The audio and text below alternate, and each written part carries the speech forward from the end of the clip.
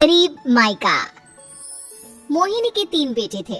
पति खूब अच्छा कमाता और बड़े घर के ऐश सब था मोहिनी के जीवन में। लेकिन एक चीज जो नहीं थी वो थी सुकून। मेरी बहन और मेरा भाई दोनों गरीब, लेकिन मैं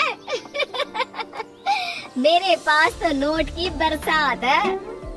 तभी मोहिनी की बहन बीना उसके दरवाजे आ जाती है। अरे मोहिनी कैसी है? मेरे घर में ना सिलेंडर खत्म हो गया है। तेरे पास तो इतने पैसे हैं, भरवा देना मेरा सिलेंडर। पैसे जैसे ही आ जाएंगे मैं दे दूंगी। तभी मोहिनी का पति राकेश आ जाता है। क्या है बिना, ये अपने घर की परेशानी हम लोगों के घर ना गाया करो। तुम्हारी बहन को तुम लोगों पर तरस आ जाता है और वो पैसे देने लग जाती है। मुझे ये बिल्कुल पसंद नहीं है। ओ जीजा जी, नहीं मैं तो वो बस। अच्छा मैं चलती हूँ। बीना वहाँ से चली जाती है। उसके जाने के बाद अच्छा किया जो आपने सुना दिया। अरे न जाने क्या सोचकर मेरे घर आ जाती है कि जैसे यहाँ तो भंडारा भरा है। अरे कितना तो दे दिया। अच्छा जी जरा 1000 तो देना। वो बिन्नी दीदी है ना, उनके घर जा रही हूँ। उनका पोता हुआ है तो मुँह दिखाई दे दूंगी। हाँ, उन लोगों के आगे तो शो ऑफ किया करो। वो खुद को बड़ा अमीर शो करते हैं ना, दिखा दे कि तू भी किसी से कम नहीं है। हाँ जी, इसी के लिए तो जा रही हूँ। मोहिनी तैयार होकर अपनी बुआ की बेटी के घर जाती है, जहाँ उसके पोते का कार्यक्रम चल रहा होता है। वहाँ वीना भी आई होती है। अरे वीना, क्या जरूरत थी यहाँ आने की? तेरे घर पर गैस नहीं है तो वो भरा लेती। क्या करूँ मोहिनी, बुआ को बुरा लग जाता नहीं जाती तो। वैसे मेरे पास एक जोड़ा बच्चे का कपड़ा रखा था, वही अपनी चांदी की पायल के साथ देने जा रही हूँ। घर पर गैस थी नहीं, सोचा परिवार यहीं खाना खा लेगा, बाकी सुबह का सुबह देखा जाएगा। मोहिनी को बहन पर दया आ जाती है।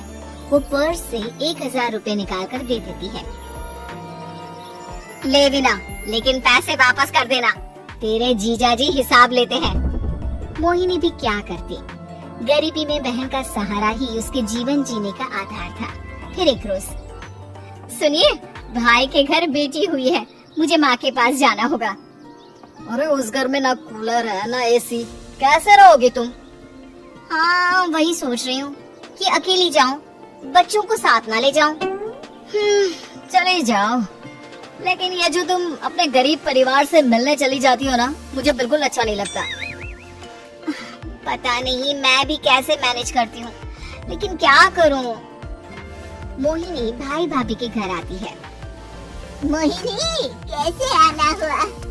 तू यहाँ हम लोगों के घर रह लेगी या फिर किसी होटल में रहेगी? क्या हो गया है माँ? मोहिनी को क्यों ऐसे बोल रहे हैं आप? अरे तू नहीं जानती अपनी ननद को, पैसे वाली है ना, तो ऐड कुछ ज्यादा ही है। मोहिनी को माँ की बात का बुरा नहीं लगता है, क्योंकि उसे पता ही नहीं चलता कि माँ उसे जली कटी सुना रही है। वो भाभी की बच्ची के साथ लेन देन करती है और वहाँ से चली जाती है। उसके जाने के बाद, माँ क्यों आप मोहिनी को इतनी सारी बातें सुनाती हो? भाई का बेटा बोल पड़ता है। माँ क्योंकि दादी जानती है कि बुआ के अंदर घमंड है। सही बोल रहा है मोहन, बहू भले तुझे ना दिखता हो, लेकिन मुझे और मोहन को दिखता है कि वो कितनी घमंडी है। मोहिनी मायके आती है, जहाँ गरीबी के कारण चीजें कम होती हैं। इस मोहन के बच्चे को काम पर लगा दो ना, किसी दुकान या किसी होटल में, बर्तन धो लिया करेगा, कम से कम 4 पैसे और आएंगे घर में। देख मोहिनी, माना तेरे पास पैसा है, लेकिन तेरे भाई के दिन इतने भी बुरे नहीं चल रहे कि वो अपने बच्चे की पढ़ाई रुकवा कर उससे बर्तन धुलवाए। मोहन माँ की ओर देखता है, जैसे आंखों से बोल रहा हो, देख लिया बुआ का हाल। हाँ मोहिनी बात तो सही है, लेकिन अभी मोहन को पढ़ना है। आखिर तुम भी तो अपने दोनों बेटों को पढ़ा रही हो ना। मेरे बेटों से कैसे कंपेयर कर सकती हैं आप? अरे वो तो कलेक्टर बनेंगे। हाँ, कल को वो मोहन को नौकरी में रख लेंगे, क्यों? मोहिनी कुछ दिन और रहकर चली जाती है। धीरे धीरे दिन बीतता है। मोहन बड़ा होता है और कड़ी मेहनत से सफल भी हो जाता है। मोहिनी, माँ के जाने के बाद तो तुमने भाई भाभी के घर जाना छोड़ ही दिया, क्यों? वो क्या है ना, उन लोगों का घर छोटा है, मेरे बच्चे जाना ही नहीं चाहते। पर तुझे क्यों अचानक मायके की बात याद आ गई? यार मेरा तो मायका है, भाई भाभी है, मेरा तो आना जाना लगा ही रहता है।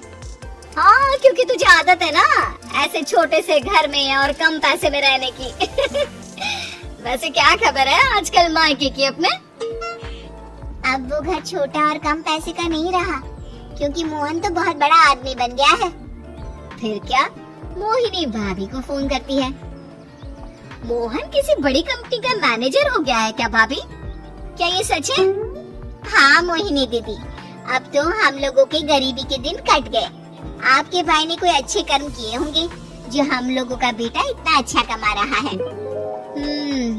देख लो भाभी, पहले भी आपने कई गलतियाँ की थी, आप थोड़ा संभल कर चलना। भाभी को मोहिनी की बात समझ में नहीं आती कि वो क्या कहना चाहती है। फिर एक दिन वीना मोहिनी से कहती है, मोहिनी, हमारा भतीजा मोहन अच्छा कमा रहा है, क्यों ना मैं अपने बेटे की नौकरी के लिए उससे बात करूं? अरे बुआ का बेटा है, ये सोचकर मदद तो करेगा ना? हाँ हाँ, क्यों नहीं करेगा, उसके बुरे दिन में तो हम भी खड़े थे। मोहन को वीना फोन करती है और अपने बेटे की मदद करने की बात करती है। हाँ हाँ बुआ, क्यों नहीं, आप सिद्धार्थ को भेज दें, मैं अपनी ही कंपनी में उसकी नौकरी करवा देता हूँ। दिन बीतते हैं, अब वीना के हालात भी अच्छे हो जाते हैं। क्या बात है वीना, तूने भी कार ले ली, वो भी इतनी अच्छी? हाँ मोहिनी, अपने भतीजे के कारण तो हम लोगों के दिन अच्छे हो गए। उसने सिद्धार्थ की नौकरी लगवा दी है, वो भी शानदार। ठीक है, लेकिन पैसे ख्याल से खर्च करना। तो क्या है ना, पैसे आने आसान है लेकिन संभालने मुश्किल। मोहिनी घर पर अपने पति से बात करती है। देखो ना, सबके पास पैसे हैं। एक वक्त था जब मैं ही अमीर हुआ करती थी। लगता है कि ज्यादा दिन नहीं रह पाओगी। मेरी नौकरी को कुछ साल ही बचे हैं और तुम्हारे दोनों लड़के निकम्मे हैं। उन लोगों को बोलो ना कि नौकरी करें। तभी वहाँ मोहिनी के बेटे भी आ जाते हैं। अरे हमें क्या मोहन समझा है जो दिन रात गधे की तरह काम करते रहे? खैर, दिन फिरते हैं और मोहिनी के पति की नौकरी भी खत्म हो जाती है। मोहिनी क्या करे, थोड़े से पैसे में गुजारा नहीं हो रहा है। तो क्या करे, मेरी समझ में कुछ नहीं आ रहा। मोहन को बोलो ना कि वो इन दोनों के लिए नौकरी देखे, जैसे सिद्धार्थ के लिए नौकरी देखी है। मोहिनी क्या कहती, उसे अपने वो दिन याद आ जाते हैं जब उसने भाभी से मोहन को नौकर बनने की सलाह दी थी।